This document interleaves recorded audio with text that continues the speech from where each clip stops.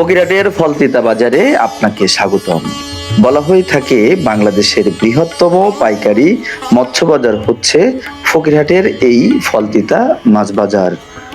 কাঠঢাকা ভোর থেকে ক্রেতা বিক্রেতাদের কেনাবেচার গুনগুন শব্দে মুখরিত হয়ে ওঠে পুরো বাজার। বেলা যত বাড়তে থাকে মানুষের আনাগোনাও বাড়তে থাকে এই বাজারে। মানুষের পদচারণায় মুখরিত হয়ে ওঠে এই বাজার।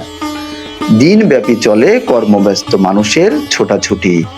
রাজধানী ঢাকা সহ দেশের বিভিন্ন প্রান্তে জীবিত ও মৃত মাছের চালান যাচ্ছে এই বাজার থেকে।